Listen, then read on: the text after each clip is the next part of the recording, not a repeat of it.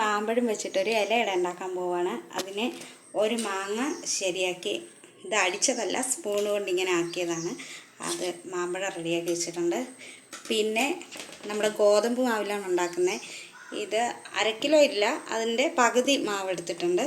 പിന്നെ തേങ്ങ ചിരണ്ടി വെച്ചിട്ടുണ്ട്. ഇനി നമുക്ക് ശർക്കരയാണ് ഇടാം ഇതിനകത്തോട്ട്.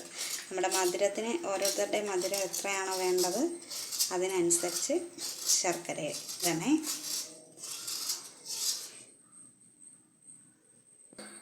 അപ്പോൾ നമ്മുടെ ശർക്കര ഇവിടെ കുറച്ചേ എടുത്തിട്ടുള്ളൂ. നല്ല മധുരമുള്ള മാമ്പഴമാണ്, അതുകൊണ്ട് ശർക്കര ഇച്ചിരി എടുത്തിട്ടുള്ളൂ. ഇനി നമുക്ക് നമ്മുടെ മാവ് കുഴയ്ക്കാം. മാവിൽ ആവശ്യത്തിന് ഉപ്പിട്ടിട്ടുണ്ട്.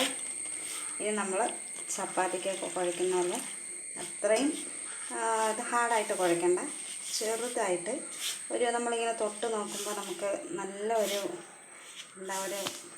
കയ്യിലൊക്കെ എടുത്ത് പരത്താൻ പറ്റുന്ന രീതിയിൽ കുഴയ്ക്കാം. ഞാൻ കുറച്ച് വെള്ളം ഒഴിച്ചാണ് കുഴയ്ക്കുന്നത്. വെള്ളം അങ്ങനെ കൂടി പോയാലോ.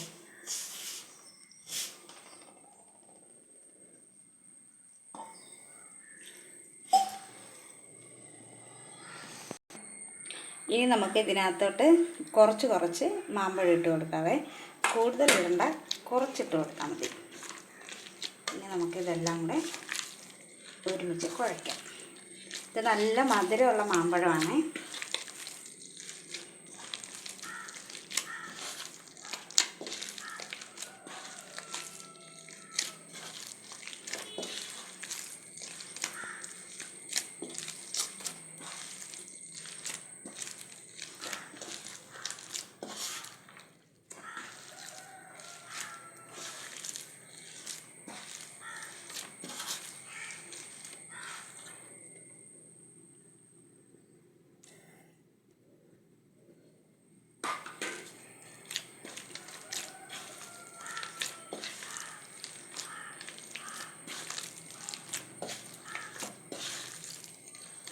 ആദ്യം മാമ്പഴം ഇട്ട് കുഴച്ചാലും കുഴപ്പമില്ല, പക്ഷെ ഞാനിങ്ങനെ ആണ് ഉണ്ടാക്കുന്നത്, അതുകൊണ്ടാണ് ഞാൻ പിന്നെ മാമ്പഴം ഇട്ട് കുഴച്ചത്. നിങ്ങൾക്ക് ആദ്യം മാവിൻ്റെ കൂടെ മാമ്പഴം ഇട്ട് കുഴച്ചെടുക്കാം.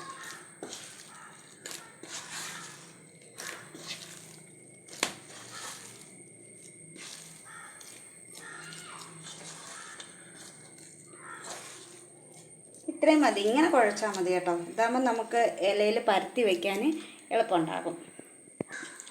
നമ്മുടെ മാമ്പഴം ഇട്ട് കുഴച്ച് റെഡിയാക്കി വെച്ചിട്ടുണ്ട്. തേങ്ങയും ശർക്കരയും ഒരുമിച്ച് റെഡിയാക്കി വെച്ചിട്ടുണ്ട്.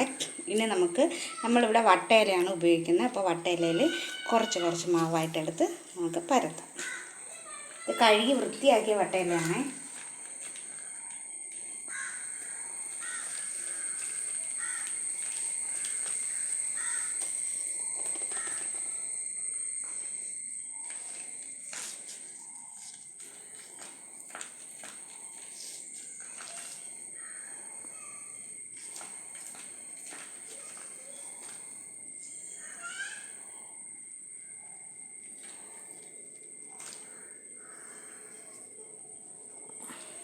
ഇനി ഇതിനകത്തോട്ട് നമ്മുടെ ശർക്കരയും തേങ്ങാ ചിരണ്ടിയും കൂടെ വെച്ച് കൊടുക്കാം.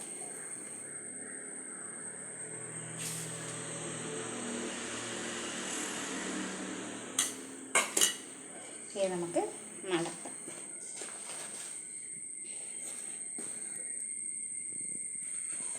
വലിയ ഇല ആയതുകൊണ്ട് കീറിപ്പോയിട്ടുണ്ട് ഇല. നമുക്ക് ഇങ്ങനെ ചുരുട്ടി വയ്ക്കാവേ കേട്ടോ. നമ്മുടെ ആദ്യത്തെ ഒരു ഇലയുടെ ശരിയായിട്ടുണ്ട്. നമുക്കിനി അടുത്തത് നോക്കാം. നമ്മൾ ബാക്കി ഇരിക്കുന്ന എല്ലാ മാവും ഇതുപോലെ തന്നെ ചെയ്ത് നമുക്കെടുക്കാം കേട്ടോ.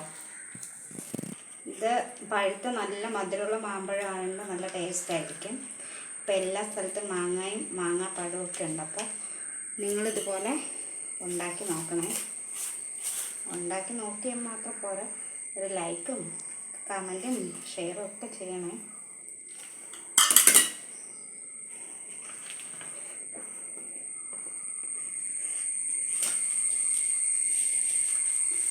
ഇതുപോലെ ബാക്കിയിരിക്കുന്ന എല്ലാ മാവിൽ നമുക്ക് ചെയ്തെടുക്കാം. അപ്പം നമ്മുടെ മാവ് എല്ലാം നമ്മൾ ഇലയിൽ പരത്തി തേങ്ങയും ശർക്കരയൊക്കെ വെച്ച് നല്ലപോലെ മടക്കി വെച്ചിട്ടുണ്ട്. അപ്പോൾ നമ്മൾ ഇഡലി പാത്രത്തിൽ വെള്ളം വെച്ചിട്ടുണ്ട്. നമുക്കിനി അതിനകത്തോട്ട് ഇതെല്ലാം പറക്കി വയ്ക്കാം.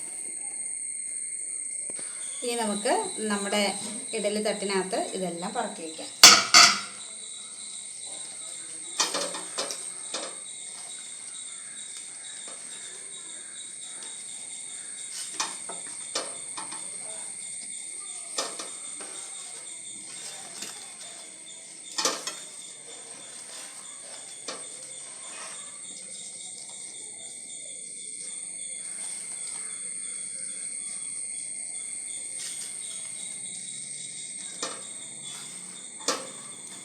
നമ്മുടെ ഇലയുടെ എല്ലാം നമ്മൾ ഇതിനകത്തോട്ട് വെച്ചിട്ടുണ്ട്. ഇഡലി പാത്രത്തിനകത്ത് വെച്ച് അടച്ചു വെച്ച് ഇനി ഇത് കുറച്ച് കഴിഞ്ഞിട്ട് ഒരു 20 മിനിറ്റൊക്കെ വേണ്ടി വരും. ഞാൻ എൻ്റെ ഉദ്ദേശ കണക്കാണ് പറയുന്നത്. അപ്പോൾ നമുക്കിത് കുറച്ച് കഴിഞ്ഞിട്ട് നമുക്കിത് നോക്കാം. മണം വരുന്നുണ്ട്. നമുക്കൊന്ന് തുറന്ന് നോക്കാം. നമ്മുടെ ഇലയുടെ കളറൊക്കെ മാറി വരുന്നുണ്ട്. അപ്പോൾ കുറച്ച് നേരം കൂടെ വെച്ചിട്ട് നമുക്ക് ഒരെണ്ണം എടുത്ത് നോക്കാം. അടച്ചു വയ്ക്കാം. നമ്മുടെ ഇലയുടെ നമുക്ക് തുറന്ന് നോക്കാം.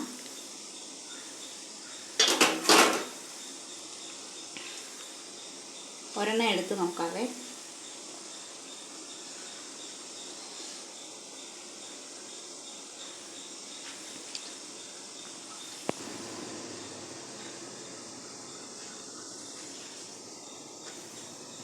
നമുക്കിത് തുറന്ന് നോക്കാം. ഇലയെല്ലാം നല്ല വാടിയതിൻ്റെ നല്ല മണമൊക്കെ വരുന്നുണ്ട്. നമുക്കിത് എന്തായിരുന്നു തുറന്ന് നോക്കാം.